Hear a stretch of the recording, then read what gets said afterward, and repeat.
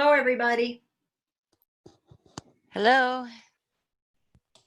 Hi, Chris. Hello. Hello. Hello, hello, hello. Hello.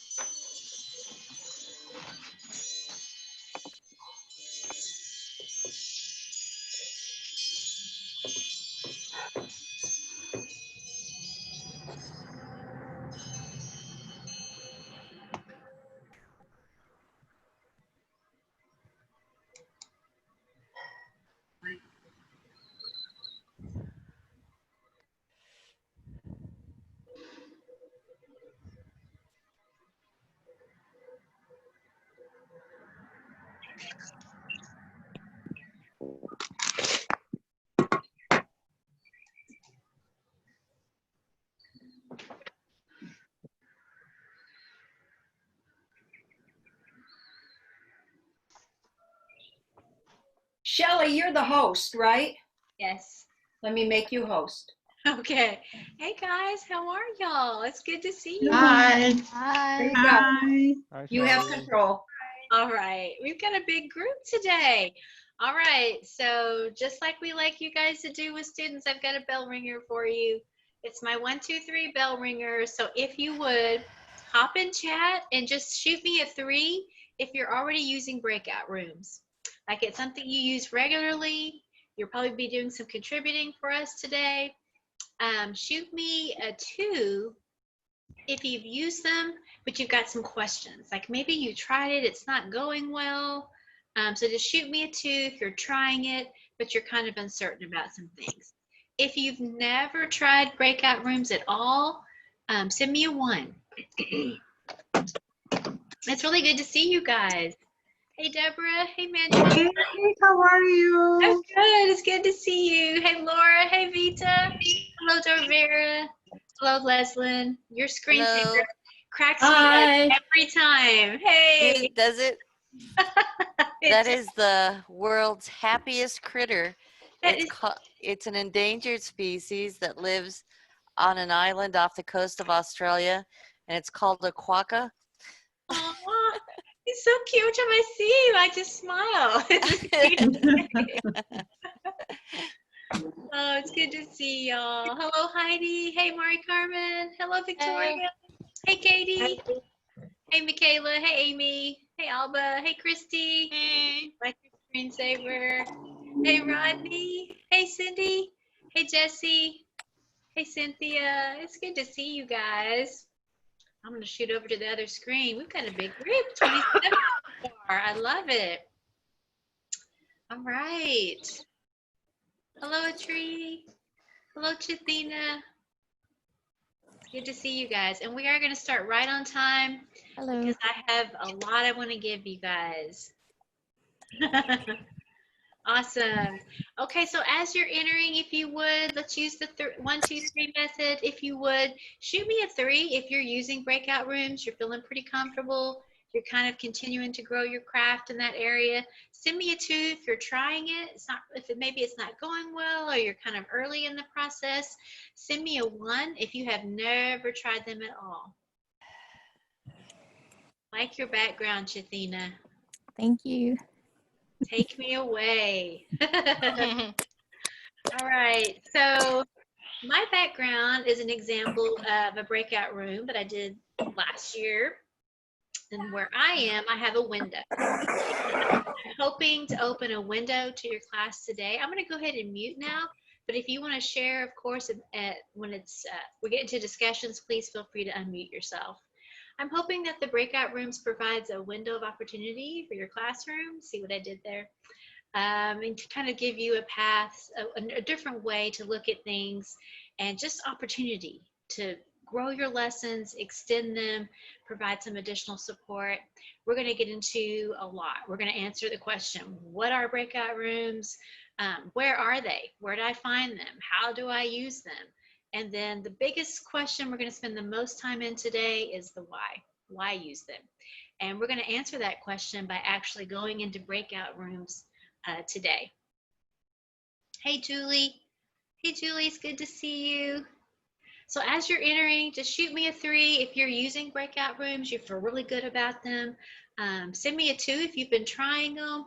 Maybe they're not going so well, but you've got some questions. Send me a 1 if you've never, ever used them. Hello, Eleanor. It's good to see you. Hi. Hello. So some of you don't have your names on there. You've got numbers, so forgive me. Hello, 1440104. My name is Jeffrey Humer. How do I change right. that number to a That's name? right. So there should be an option where you have your menu to rename yourself. I believe it's the 3 dots up by your picture. Chris, correct me if that's not right, but I believe that's where you go. See, you're one of those kids, Jeffrey, that changes their names. We have to watch out for you. Okay. All right, so rename. Okay. Yes. And I know I've met you before, Mr. Uber. It's good to see you again. Thank you. All right. Absolutely. All right. It is There we 3:34 on my phone. So let's get started. All right. So I'm just hopping in chat really quickly to look at a few things. Okay. All right. So a lot of the concerns that I typically hear, we're going to talk about those today. We're going to talk about the challenges. We're going to talk about workarounds. We're going to talk about tips and tricks. We're going to talk about how it looks. Does it look the same in every classroom? I bet you can already guess the answer to that one. Okay, so you had some student behaviors, all kinds of things, kind of the same things that you would have in brick and mortar, right? If you were sitting there with them. There's Ann. Hello, Ann. Welcome. And we're just popping in chat and shooting me a 3 if you've been using breakout rooms, a 2 if you've tried them, it's not really going well, you've got some questions today, and 1 if you've never ever used them. All right, well, let's get started. I've got a picture of an example of when I did breakout rooms last year, and I've just made a little window here for you. I'm just hoping to give you guys a window of opportunity, another path, another strategy for you to use, a way to meet the needs of our students, okay? All right, so let's just hop right into it. I'm gonna go pretty quickly through the what, the where, and the how, so we can spend a lot of time on the why today, and the tips and tricks and the challenges, and I wanna hear from you guys, and I wanna know what kind of support that you guys need. All right, so can you all see my screen okay? Just give me some thumbs up if you can see my screen that I'm sharing. Can everybody see my first slide? I'm not seeing a thumbs up yet. Y'all hopping in chat? Let's see. Okay, you can see them. Yay! All right.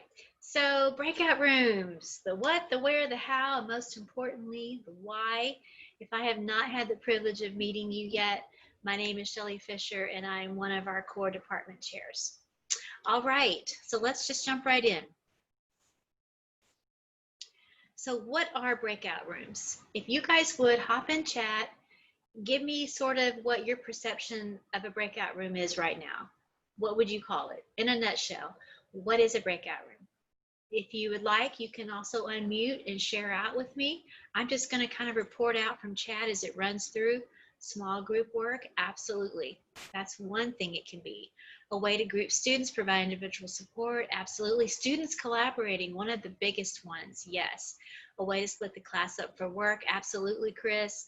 Small group discussions, yes. Stations, dividing in groups, place students where they can collaborate, those cooperative groups, all the research we know about cooperative groups. Absolutely. And you know what? Oh, we're recording. I was just checking to see if we were recording. Somebody took care of that, probably Chris. Thank you. Great answers, you guys. These are all pretty much what I would expect you guys to say. And so what I want to do now is just take a look with you at maybe some of the misconceptions, but you guys were kind of just shooting those ideas out there. I think you guys are rolling with this idea. It's basically a sub meeting of your big meeting. It's an opportunity to let your students work cooperatively. We know this is one of the most valuable tools we can teach them, whether they're headed to a university, they're headed to pursue their craft at a tech school. They are going to be working with individuals who most likely are not going to be exactly like them. So working in cooperating groups is a huge asset that we can give them as their teachers. Small group support. You've got some kids. I use the 3-2-1 method a lot. After I taught a lesson, I would say, hey guys, if y'all feel really good, you just want some time to work, send me a 3. Hey, if y'all just want to hear it one more time in small group, much like you see behind me, send me a 2. If you really just want some time with me one-on-one, if you're just feeling really confused right now and you really need to hear it again with me one-on-one, send me a 1. And what that does also is allow students to, Chris, I'm going to let you manage those coming in if you would. What that does is allow students to sort of self-evaluate. One of the biggest key factors in success is being able to see where our areas of need are, where we're challenged, and where we need to reach out for support. We've got to self-evaluate ourselves to move forward. And that's one of the key factors they have identified in successful people, is that they're constantly self-evaluating. Also, one of the misconceptions, or maybe something you've been wondering about, breakout rooms are exclusive for their audio and chat. Whatever you say, whatever you put in chat is heard exclusively for you and the students or the adults that are in that room. You can still have a large meeting group, which is one of the tips and tricks. You pop into that small group, pop back out to the big group, check in with everyone. That's one of the tips that you can use. Also, sometimes teachers feel like if I'm in a breakout room, will they still be able to reach out to me? Absolutely. They have a way to communicate with the teacher, and I'll show you what that looks like. All right, so in a nutshell, that's a few bullets for a nutshell, but that's basically describes a breakout room. So that's what it is. All right, I've got someone in chat. Yes, if you have questions, type them in chat. I've got it scrolling on my screen, so I will see them. Absolutely. All right. So where are they? I'm going to go through these pretty quickly because I'm going to include a link on Zoom's website that will talk you through these. It's a very brief video, and it's worthwhile just watching them talk through all the options because it's changed even since I used to use them. There are a lot more options. It's improved. And so lots of good things, but I'll include that link for you if you want to watch the guys at Zoom talk about it. I'm going to go through the slides just really quickly so that you can just sort of get your bearings and visualize where that will be in your Zoom room. So first and foremost on the menu, and if you guys need to slow me down at any point, tell me. Sometimes when I get really excited about things, I get faster and faster. So just let me know. So the breakout rooms are going to be at the bottom of your menu. That's a great question. And we are going to have a time at the end where we really address all of those things. That's a great question, Laura, and we're going to talk about that as well. If you're recording, does it record the main and the breakout? So recording questions, those are great questions too. For recordings, when you go to the breakout room, it only records the main room. So when you're in the breakout room, you have to actually hit record, and it will record locally on your computer. So you'll have all of those on your computer that you can upload if you need to. They won't record, or at least they didn't last year. So I'm going to answer that question with Laura just really quickly, and then I want to take y'all through these slides really quickly because we're going to have a huge time at the end to talk about questions and everything. With multiple groups, does it get loud with all of them talking to each other? Is it through chat for communication? It can be either one, Laura. That's a great question. I never had that issue. It sounds much like it would in brick and mortar if you had cooperative groups going on in the classroom. I actually think it's one step better because they have their headsets on and they literally are only hearing the people in their group versus regular brick and mortar. You're working in your cooperative group, but you're hearing everybody else around you work as well. So it's the same thing as you would be in brick and mortar, but I kind of think it's even a step above that because they're tuned in to either just you because they've got their headset on or the small group. But that's also where your TA comes in, and we're going to talk about that a little bit later. And I want you guys to know that breakout rooms and supporting PLI teachers using breakout rooms will be part of TA and facilitator training next year. It will be an expectation because I know in visiting with some of you, you've said, I want to try breakout rooms, but my TA doesn't feel so great about it or my facilitator doesn't feel comfortable. But that is the expectation that they are there to monitor our students, much like they would if they were an aide or a one-on-one assistant in the room and you had the kids working in small groups. So it's very similar. So I've got lots of questions coming in. Oh, don't have the headphones, absolutely. That is correct. Some do not have the headsets, but again, it would be similar, just the same as a brick and mortar room where you've got kiddos working cooperatively. And so part of the experience there also is learning to talk and visit in a way that is also respectful of the groups around you. So it's kind of part of the experience. So if they've broken the headphones, reach out to your CSS. Absolutely, Chris just said that. Contact your CSS. That really is the best and really kind of the number one way that we would like to serve our students. Okay. All right. So that really is the top level expectations that they have their own laptop and headphones. We know it doesn't always work that way. So we know some workarounds, and that's what your core department and your teacher effectiveness team is for. All right. So the button is at the bottom of your menu. If you are already sharing your screen, you want to go to that more, and the breakout rooms will be on the drop down. Stop me if I'm going too fast, but again, these will be on the slide. Now, once you hit that breakout room, this is what you see. It's pretty self-explanatory. We have 32 in here right now. If I decided to pick 4 rooms, it would put 8 of you in a room. And I could do it automatically, where it just puts you in a room for me, or I can do it manually, and that's what this will look like. Okay, so this is automatically. And then if I chose manually, you'll see the manual button on the right. And this is wonderful. This is one of the updates from last year. You actually click on the assign button, and you can actually change the name of your groups if you like to. If you would like to, by hovering, you can delete a room, rename it. But the best part, I think, is that you can actually go through your student list and then just click. Because before we had to actually move those students unless I was missing something last year. It's really awesome now because you can click the box and assign specific students to specific groups. I never really had the need for that because, and this is one of the tips and tricks I'll share with you. When I did breakout rooms, I didn't have everyone go in their rooms immediately. I had everyone stay in the big room so that I could still come back out into the big room and they could all hear me. I could check in with them, see how everyone's doing, and then I would say, okay, Art, Kaylin, and Heather, join me in your room. And then they would go in, and then the ones I had been meeting with would go back out to the big room. So everyone wasn't in their own little room, and I didn't have to go around to all the rooms to talk to them.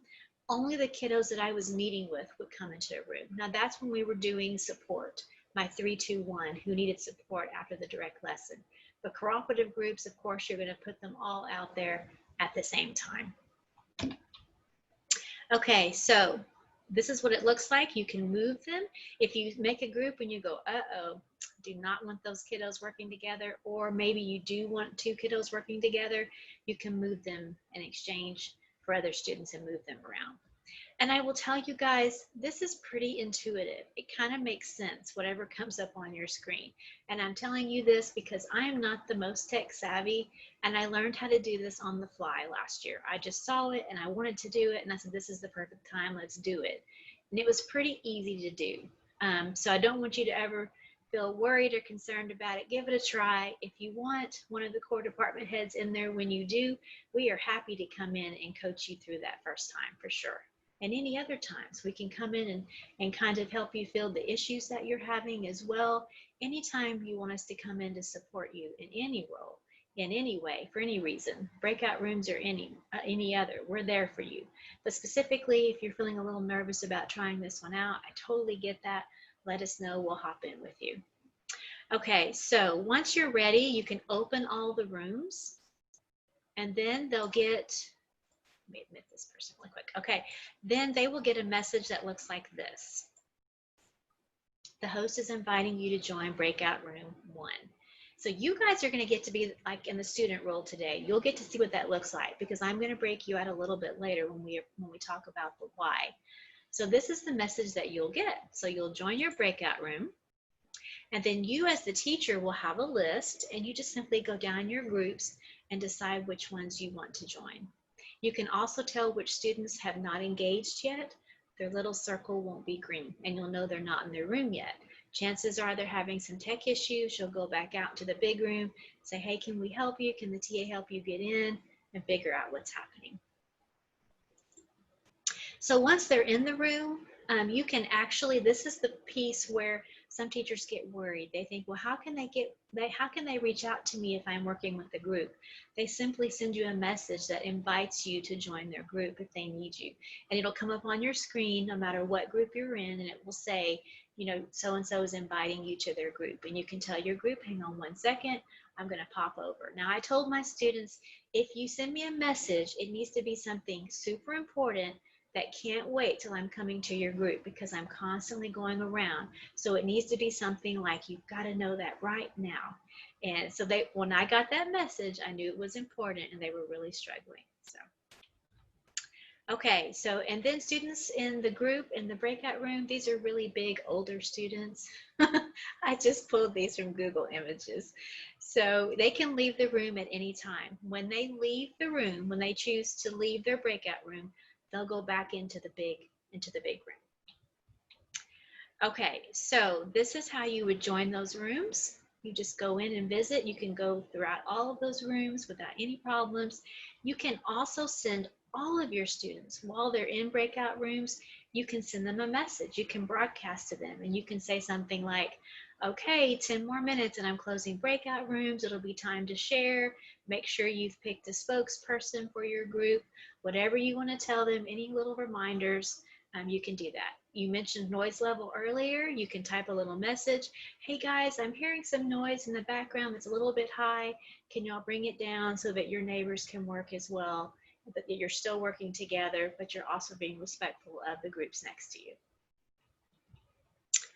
So once you close those rooms, a little message will come at the bottom that says all breakout rooms will close in 60 seconds. It gives them 60 seconds. I don't think you can change the amount of time, but it's probably coming, right? Who knows what's the next update? But they will get a little message that says the rooms are about to close. Once they close, they all start popping back into your big room, and then you've got your big Brady Bunch screen again. You can also, once you close those rooms, you can recreate them. If you want to mix up the groups, if you're doing a second activity that also requires cooperative groups and you want to mix it up, just simply recreate. Everybody will be in a different group. Okay. This is the slide that I've included for you guys to click on the link. It's also an active video within the PowerPoint. You can click on that and watch everything a little slower that I just took you through as well. It never hurts to hear it another time, right? Okay, I'm going to stop sharing for just a second and look at some questions before we go to the why. Okay, so just lots of headphone conversation. Okay, sure. I think they're all pretty much answered. Okay, awesome. Good deal. All right, well, let's go to the why. Okay, so the why use breakout rooms. So this chart I pulled from a source that is near and dear to my heart. I came across my desk in 2005, and it's been one of my go-to sources ever since. It's from Integrating Differentiated Instruction and Understanding by Design. If you want to delve deeper, read more, it's a quick, short read.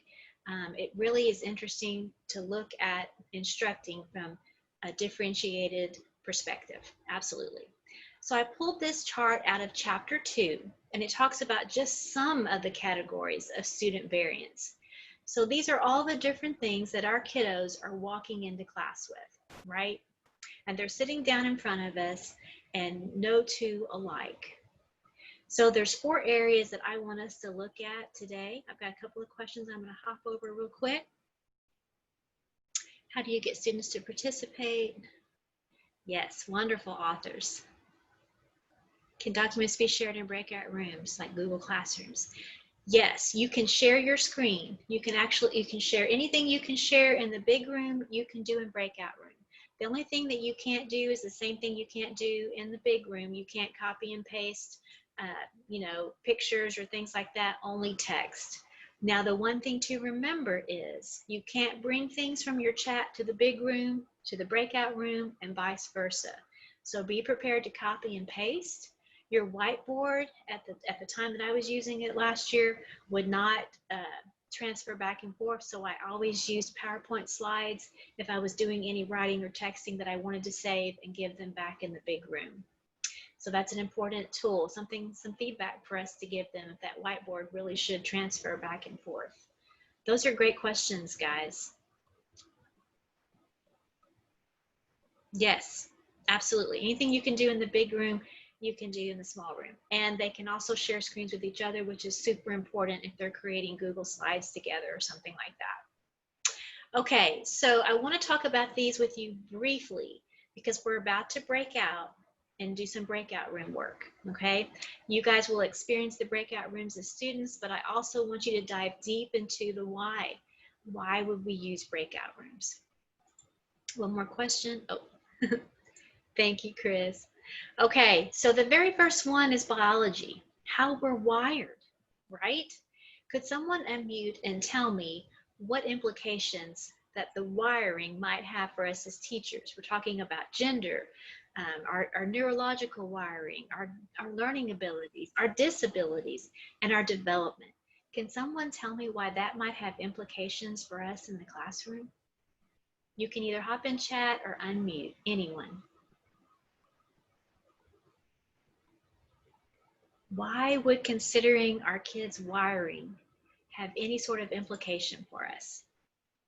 Exactly, Victoria, different levels of learning and progress. Exactly. At a minimum, right? So many things for us to consider. Okay, so remember that in your head. The biology is your wiring, your abilities, your disabilities.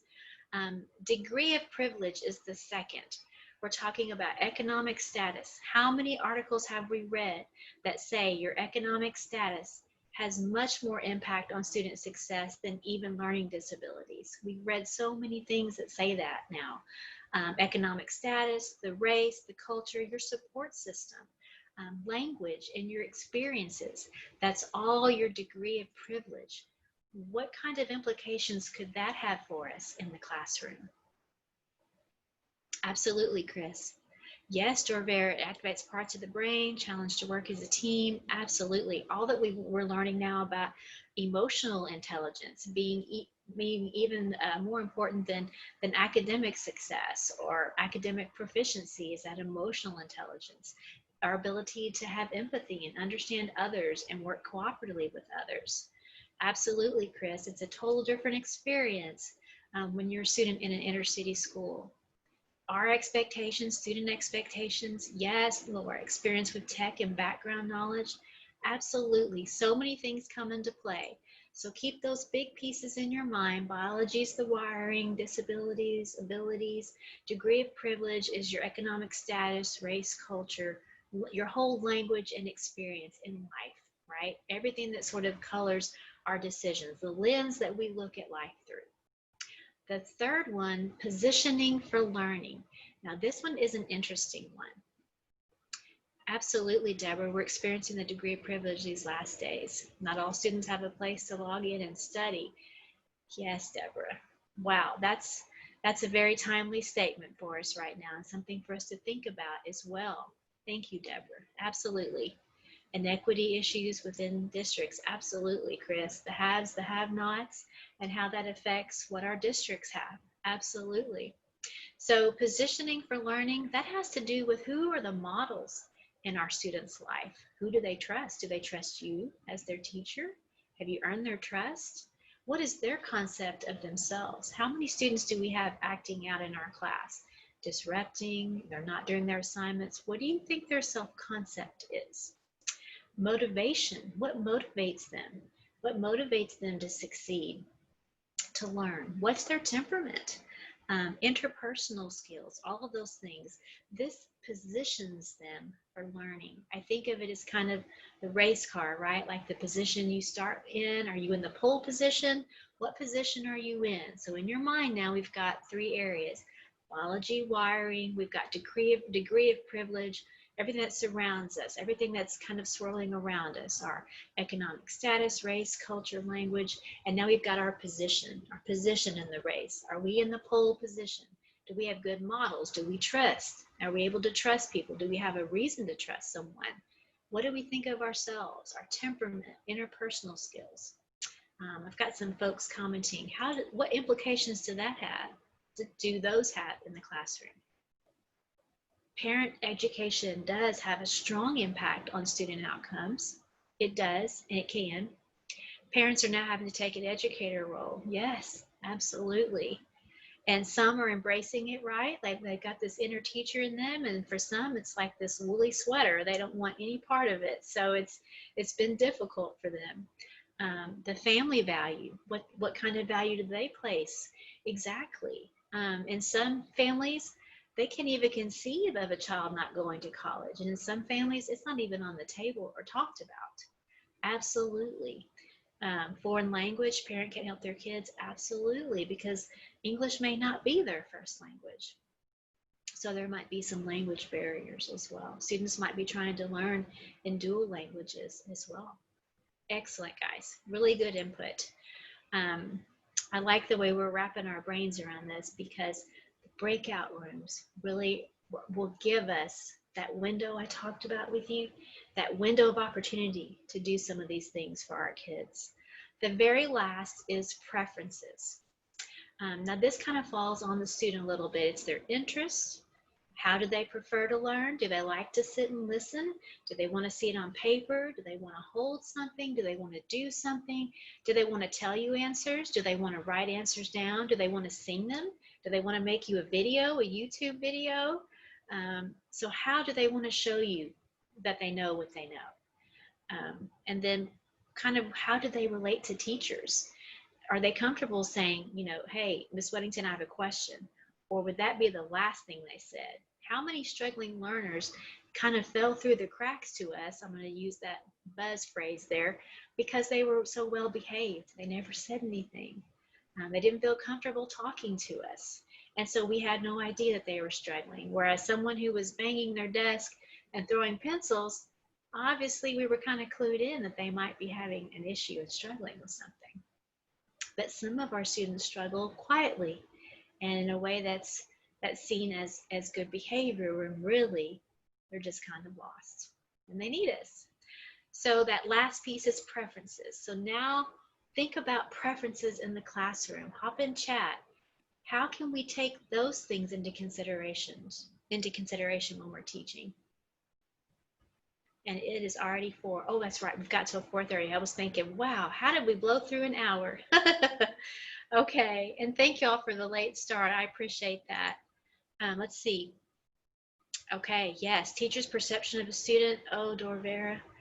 That is one of the most powerful things I have seen in front of me today. Our perception of them. Keep your expectations sky high. Every student is capable. Keep those expectations high, because you know what? They're pretty savvy. They already know what we think they can do. They pick up on that so easily. Yes, Alba, index cards for hobbies.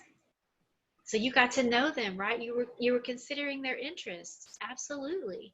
So you were offering multiple ways to demonstrate understanding. Absolutely, Laura. Which ways do they want to communicate to you that they know what they know? Yes, Matthew, multiple ways of learning. Some students need to see it, hear it, touch it. I saw some interesting things that said some people need to stress about things to learn. That was actually a mode of learning, was stress. And then by the other side of the card, so was peace. They have to feel peaceful about something to learn. Shathina, yes, students with low self-esteem or confidence or shy, they may work well independently. Yes, to produce a project in a breakout room. Absolutely. Some of us just want to go off by ourselves and do the work, right? Others live to be in a group. They love to talk. They feed off each other's ideas. Other people want to go kind of think about and process it a little bit and then bring something to the group. I totally relate to that one. Absolutely. I want to have some time to wrap my brain around something, and then I totally want to hop in a group and talk about it. Yes, Leslyn, layered curriculum assignments. Tell me a little bit more about that, Leslyn. Would you unmute and tell me a little more?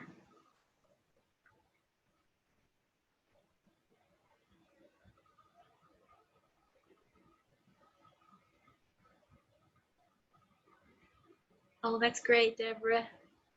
Leslyn, were you able to unmute? Did I do something where I didn't let you unmute? Let me see. Nope, you should be able to. Okay.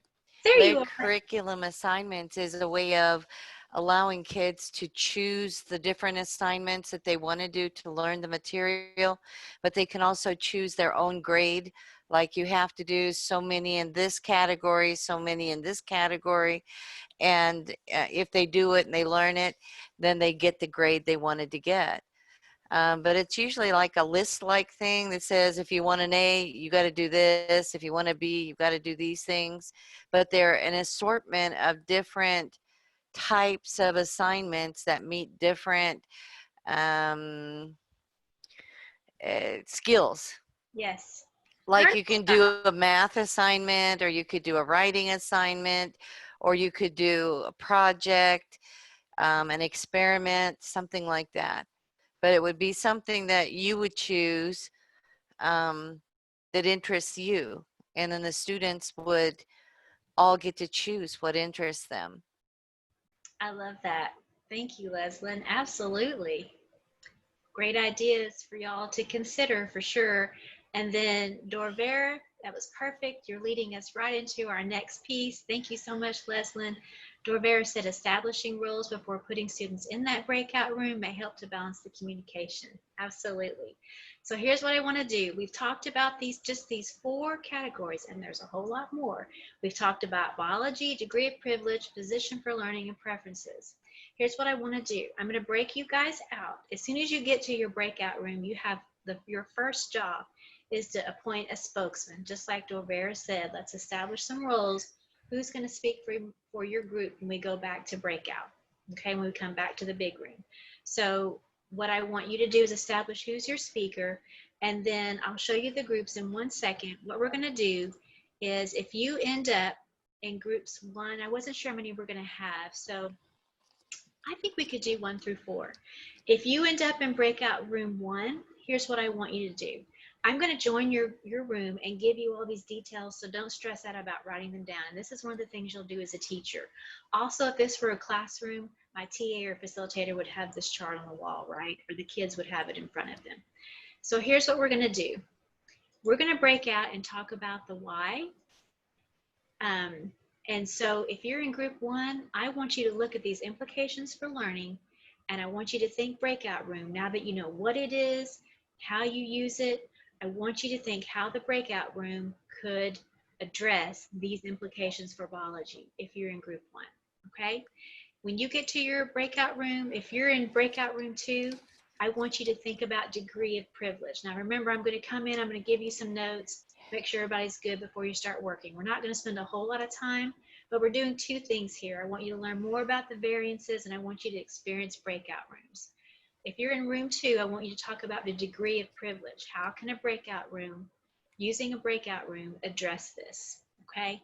If you end up in breakout room 3, how can you address positioning for learning as a teacher in your classroom with a breakout room? How can you address some of those implications?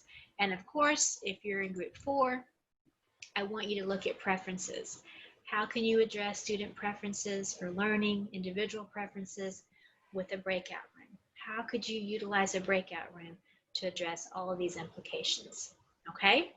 When we come back together, we'll have your spokesperson share out. We'll talk about it a little bit. We'll talk about challenges, and then I want to know what you guys need for support. And that's how we'll end today. Okay?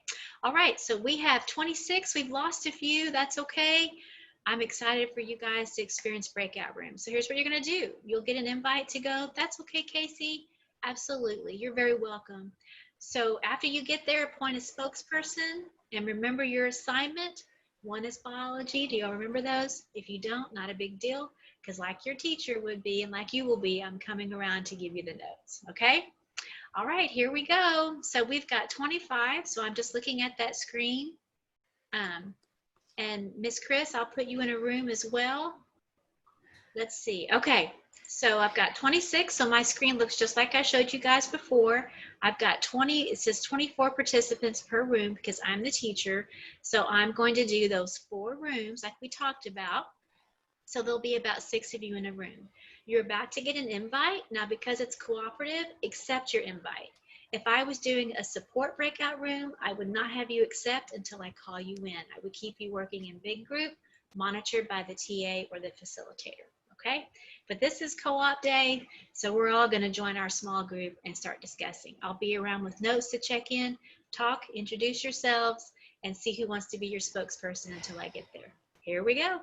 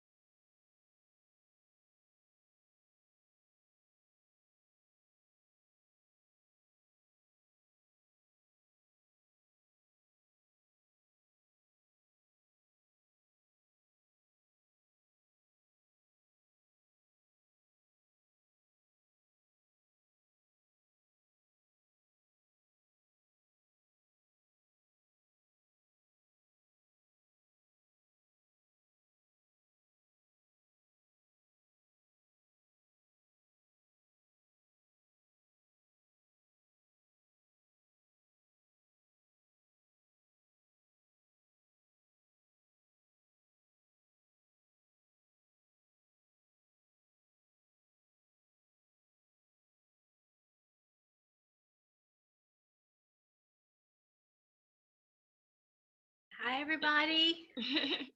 So we're back. So I know I sent a message that said 1 minute, and then all of a sudden it was like 10 seconds. Yeah. So I just wanted y'all to see what the message looked like when you got it. And also, I thought it was 60 seconds, but I was like, oh no, in 10 seconds, wrap it up quick. All right. So I wanted to let you guys know the main room kept recording as I was going back out and looking at rooms. If there was someone not in a room, I could have checked in with them at that time. I also recorded a little bit of your conversation. I had to actually hit record, and it downloaded to me to my computer locally. So just wanted you guys to know. So I heard a lot of great conversation. It is 4:24, and I want to be true to your time and value your time with family today. And so you guys allowed me to start a little bit later, so I want to end on time, and there's a few things that I want to get to. So let's go through the spokespeople really quickly, because there's just a couple of slides that I want to get to you, some tips and tricks, and then I want to hear from you. I want to know what we need to do to support you in using this tool. So breakout room 1, biology. Who was our spokesperson? Hi, that would be me. We actually never picked. Yay! Oh, you never decided? Oh, no, we didn't. Oh, that's okay. You just got volunteered. Everybody took a step back. Oh, I thought somebody was just volunteering. I did take notes. Just really quick. Some of the main things that came out was just the importance of differentiating instruction and allowing students time to demonstrate their learning. And a lot of that through their natural as well as their learned abilities, Yes. including, their strengths with any disabilities as well. But looking at just kind of their natural wiring for some things, training themselves to think a certain way. And also when we were looking at development, their motivation and their interests, choosing groups based on that. And I'm sorry? I was just saying, very good. Oh, Yes, okay. absolutely. And then lastly, using the heterogeneous and the homogeneous groups to put students together with different levels, different strengths, but also putting students together at the same level and, really strong in certain areas so that we could advance them and challenge them even more. And the last thing was with the gender, using mixed groups with that, especially with the older or the higher grade levels, male and female. And then sometimes just kind of dividing them up just to get the different perspectives, that male female perspective. Absolutely. I Mhm. like that. And there's all different ways that we can group them, right? Like it just goes back to when we group by reading groups. It doesn't have to be by reading level. It could be by a particular strategy that they're struggling with, right? And Or it a could type change. of reading they're interested in. Absolutely. And it could change every week. Those groups don't ever have to stay static. Absolutely.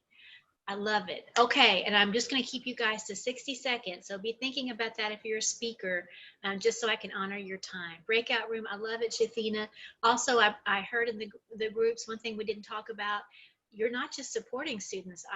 You are also encouraging and pushing your students who get the material that you've given them that day. You're challenging them. You're also meeting with them and saying, it's great that you get this. Hey, try this. And it's not busy work. It's meaningful and purposeful, and it's an extension of what they're doing, and it helps them to grow as well. So we've got a full spectrum of kids to serve, right? And so we want to differentiate for every student. Excellent. Okay, speaker 2 for breakout room 2, would you unmute and share with us and tell us about the one that you had today? We had the degree of privilege. Just on a quick note, I really don't like the word privilege in there because I think that all schools across this country, unless you're in a super rich private school, you're going to have a whole lot of different kinds of kids sitting in your classroom. Whether you're poor, whether you're lower upper class, whether you're middle class, there's just going to be a mix of different kids. And we felt that the breakout rooms would be a good thing to allow kids to work with other kids that they may not want to work with or may not have thought of working together with. And it forces them out of their comfort zone. And it also forces them to learn skills, social skills about how to handle situations like that. And that doesn't necessarily mean that it's because you're poor or rich or middle class. And it also allows you to share resources sometimes. If your school doesn't have a lot of resources, you can spread those resources amongst the group instead of making it an individual thing. But that's kind of what we were thinking about. It gives everybody, let's see, how was it worded? It gives everybody value in the group because everybody's got something to contribute to the group no matter what. I love it. I couldn't have said it better. Thank you so much. Absolutely. That was Leslyn, right? Yes. Leslyn, I love that. And absolutely. Goodness, I can't even add anything to that. Absolutely. All right. So I'm looking at some questions that are coming in. Oh, that's a great idea, Anne. We'll talk about that in just a second. So just in a nutshell, Leslie, would you just summarize that in one sentence for us? One powerful sentence. One powerful sentence. Mm-hmm. That, let me see, how could I put it in one sentence? I don't think that breaking out kids into groups has a whole lot to do with their degree of privilege, because there's a whole lot more that they have to offer than just whether or not they're low class, middle class, or upper class. I think it just allows people to get together and be people. Absolutely. And how many of you, raise your hand if you've ever had a job where everybody around you was just like you? It's just not real world. That's just not, we're not giving them any kind of asset moving forward if we give them that perception. So absolutely. Thank you, Leslie. Really good. All right. Yes, ma'am. Thank you. And I want to thank you guys. I tried to tell you in group, I may have missed some. I want to thank you all for staying and humoring me. I feel like this was the most powerful part of our day together today, and I thank y'all. I know some of us had to go and we couldn't help that, but thank you to those of you who stayed. Bye, Matthew. Speaking of, bye, Matthew. Okay, breakout room 3. Who was our speaker? It is 4:31, and I want to get to those really quickly. So Okay, I'll try to make this very quick. So one sentence. number 3, positioning for learning. Yes. So it involve positive interpersonal skills. If you're shy, working in smaller groups reduces the stress of interacting with a large group. It's helpful to give students a task so they have some direction as far as what to do. Having a leader also in the group is helpful to help get the students motivated within the group. So things like using advanced students as peer tutoring to help out with other students who are struggling. And then that's pretty much it. Okay, thank you. Excellent. Thank you, Jeffrey. All right, real quickly, one sentence from I hate to do this to you, breakout room 4. One sentence for speaker. Who's our speaker for room 4? I'll just do it. Just taking the kids' interest, music, sports, whatever their interest is, finding it out and using it in a lesson, trying to get to them that way. Absolutely. And you'll find from breaking out with them and meeting with them one-on-one in small group, you're going to learn a lot more about your kids than you ever did in whole group. They're going to tell you things. They're going to share things. It'll come out in their work. You will get to know these kids individually, and it will allow you to differentiate for them at such an incredible level just by meeting in small groups with them.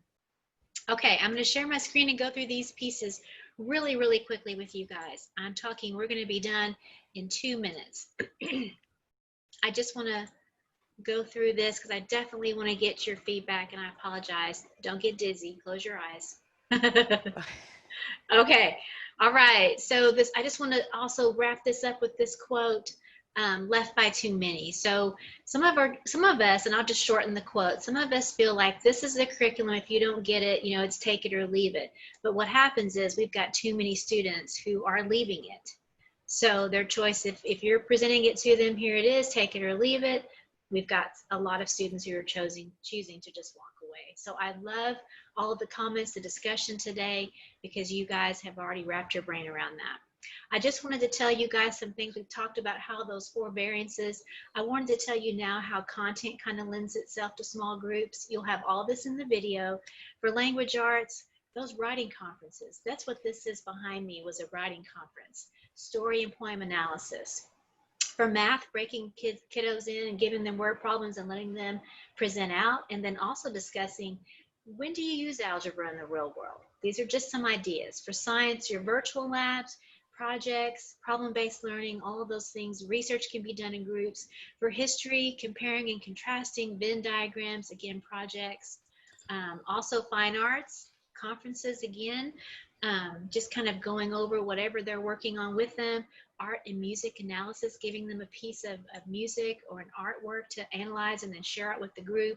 World language folks, Chris, you can hop in here, but also Venn diagrams, projects, PBL research, all of those same things. Really, I think world language and history go hand in hand. So challenges, we've brought up some of these about the classroom management. So you have the option to have those kids join you only when you tell them, or you have the option to put them all in groups. So we talked about that. When it's cooperative, send them all in their groups. When it's supportive, I would only pull them in as needed and leave the rest of the kids in the big group so you can go back in and check in with them. Our willing and able TA I put on here because we've heard that from you guys a lot. We are addressing that next year. We are setting some very firm standard expectations for our TAs next year. Scheduling. I want you guys to know that not one size fits all. Some classes, for this particular class, it worked well to do my teach, my direct teach, my guided teach, and then we'd break out for 30 minutes. Every day we met. That's not going to work for every class. Some classes only meet once or twice a week. They wouldn't have time. So you might break out once every other week. Or you might break out for quick check-ins at the beginning, 10 minutes here and there. Or you might choose to do 30 minutes at the end. And that might change within your own class every week. So I wanted to give you guys just a little support and permission to do it how it works for your classroom. Do not feel like you have to do it every day, but if there's a certain way, do it in a way that it's productive for your kids and purposeful and meaningful for them. They are the reason that we do everything that we do. So that's the last piece. This slide is for you guys to annotate on. I want you guys to tell me how I can support you more with the use of breakout rooms. What do you need? And if someone puts your idea up, just put a tally mark by it so I'll know that you share their same thoughts. So if everyone would just come on up and annotate. If you, it's from the drop-down view options. The drop-down will say annotation. You can do that just like your students. And you can do a text box, whatever you like. Just tell me what you need. And while you're doing that, I'm going to go back to some of those questions and try to look at some of those questions while you're annotating on the slide. Okay.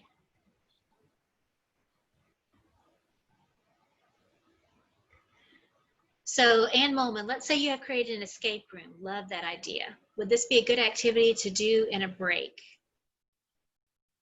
room? You would have to move back and forth. Absolutely. I would give it a try. I think with a lot of these things, you won't know until you try. So definitely, I would just give it a try.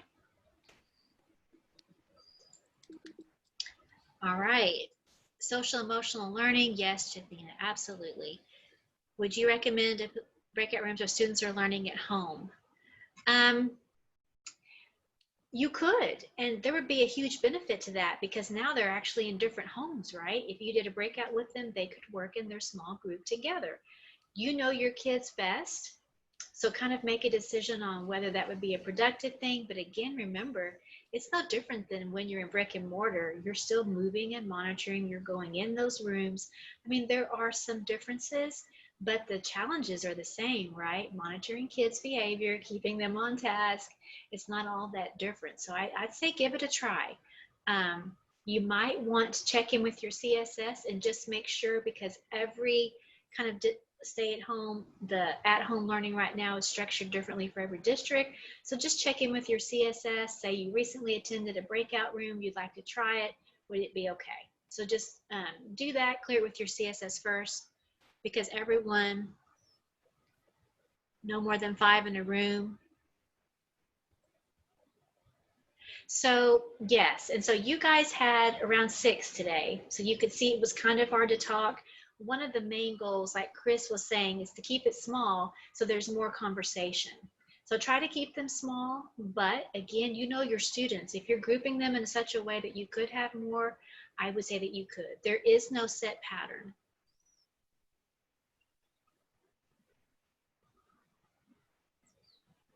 Okay, I think that was all the questions. I'm going to look at what you guys need from me and do a quick screenshot.